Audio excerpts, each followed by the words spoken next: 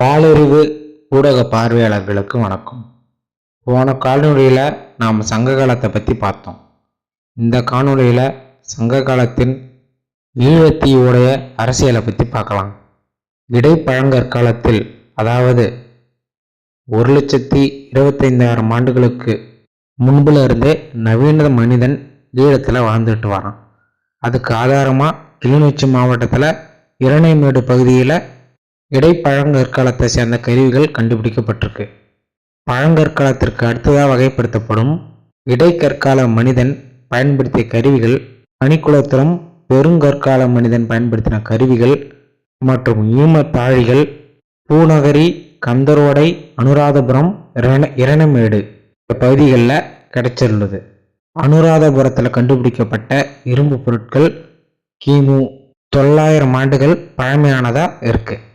பெருங்கற்காலத்தை சேர்ந்த ஈமத்தாழிகள், கடுமண், சிற்பங்கள் மற்றும் கருப்பு சிவப்பு ஓடுகள் போன்றவை தமிழகத்தின் ஆதிச்சநல்லூர், நீலகிரி உள்ளிட்ட பல இடங்களில் கிடைத்த தொல்பொருட்களை போன்று ஒரே மாதிரியா காணப்படுது.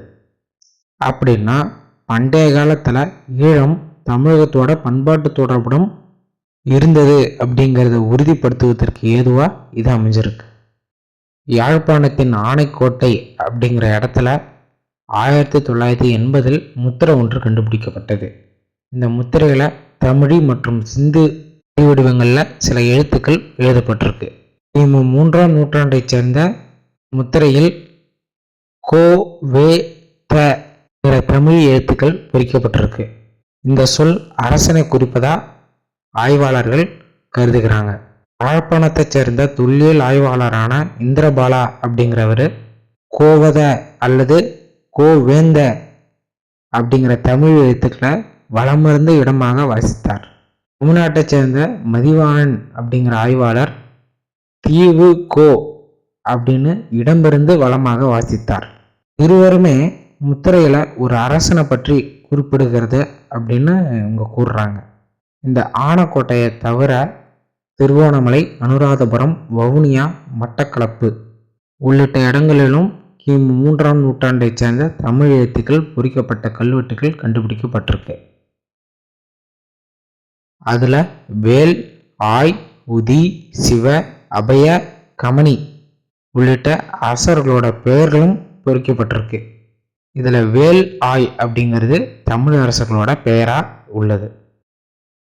வந்தாறு மூலை மற்றும் கல்லடிச்சேனை, வேரம் ஆகிய இந்த இடங்கள்ல கிமு 2ஆம் நூற்றாண்டை சேர்ந்த தமிழ் எழுத்து பொறிக்கப்பட்ட தூண்கள் கண்டுபிடிக்கப்பட்டிருக்கு.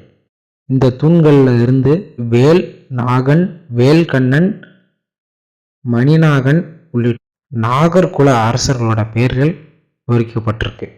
இப்படி தொல் பழங்காலம் தொடங்கி கிறிஸ்து சகாப்தம் வரையில் ஈழத்தீவுல தமிழர்கள் வாழ்ந்தமைக்கான பல்வேறு சான்றுகள் கிடைச்சிருக்கு.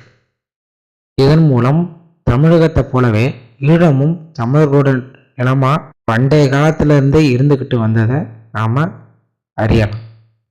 இனிமே சிங்களர்களுடைய முதல் மன்னனான விஜயனை பற்றியும் இந்த இலங்கை தீவுக்கு அவனுடைய வருகையை பற்றியும் நாம் பார்க்கலாம்.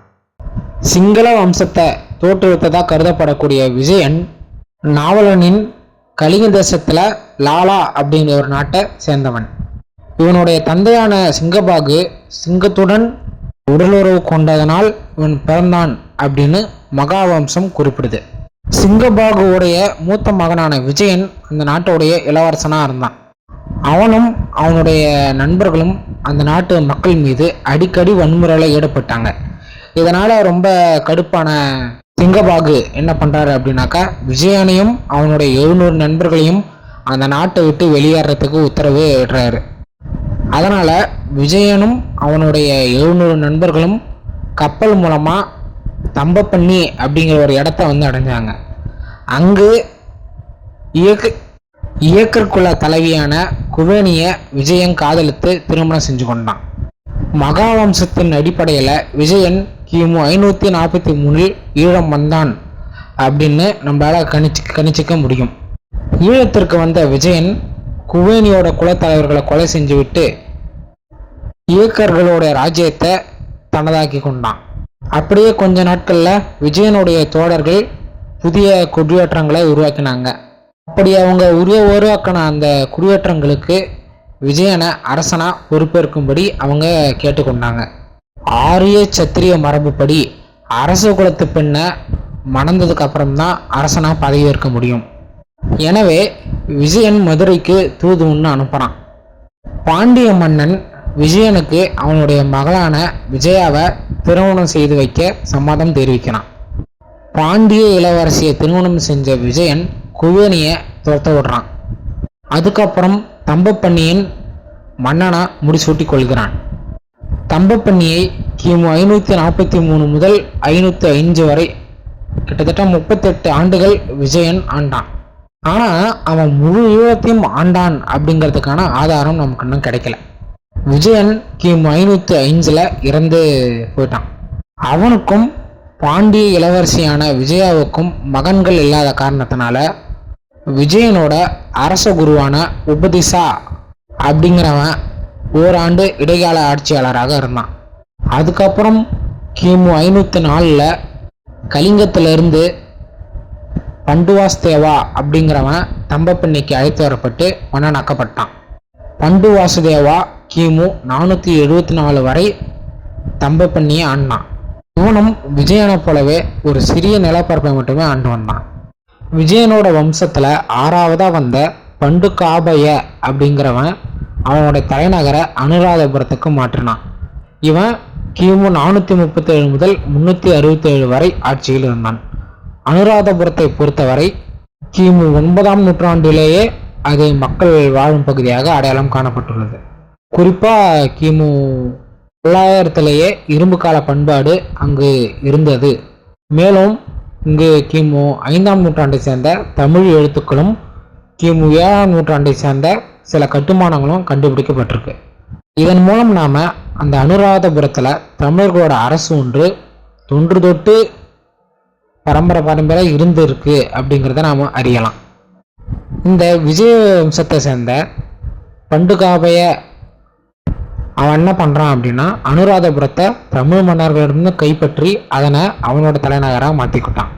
மேலும் இந்த பண்டுகாபய அவங்களுடைய முன்னோர்களை விட அதிக நிலப்பரப்பை ஆண்டுகிட்டு வந்தான்.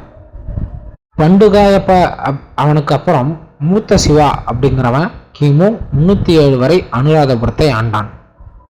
விஜயனில் ஆரம்பித்து மூத்த சிவா வரையிலான மன்னர்கள் ஆரிய மதமான வேத மதத்தை பின்பற்றிட்டு வந்தாங்க. மேலும் சிவன், திருமால் உள்ளிட்ட பூர்வீக கடவுள்களையும் அவங்க ஆதரிச்சுட்டு தான் வந்தாங்க. இந்த நிலையில கிமு 307 தேவநம்பிய தீசன் அப்படிங்கிறவன் ஆட்சிக்கு வந்தான். இவன் மௌரிய பேரரசனான அசோகரோட சமகாலத்தவன். அசோகன் பௌத்த மதத்தை தழுவியதுக்கு அப்புறம் தன்னுடைய மகனான மகிந்தாவை புத்த மதத்தை பரப்ப ஈழத்திற்கு அனுப்பினான்.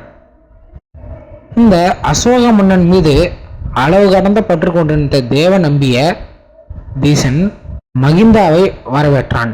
மேலும் பௌத்த மதத்தை அவனும் தழுவினான். அதுக்கப்புறம் பௌத்த மதமானது அனுராதபுரத்துடைய அரச மதமா மாறியது. இந்த பௌத்த மதத்தோட சேர்த்து பாலி மொழியும் அதிகாரத்திற்கு வந்தது. தேவநம்பிய தீசாவுக்கு அப்புறம் அனுராதபுரத்தை ஆண்ட மன்னர்களும் பௌத்த மதத்தை தான் ஆதரிச்சிட்டு வந்தாங்க அப்படின்னு மகாவம்சம் குறிப்பிடுகிறது. விஜயன் தம்பப்பண்ணிக்கு வந்து மன்னனா முடிசூட்டிய நிகழ்வை மத்திய மேற்கு நாவலனின் மன்னர்களான வகாடகர்கள் அவங்க அமைச்ச அஜிந்தா கோயில் ஓவியமாக தீட்டியிருக்காங்க. இது தவிர விஜயன் அப்படிங்கிற ஒரு மன்னன் இருந்ததற்கான எந்த ஒரு ஆதாரமும் இல்லை.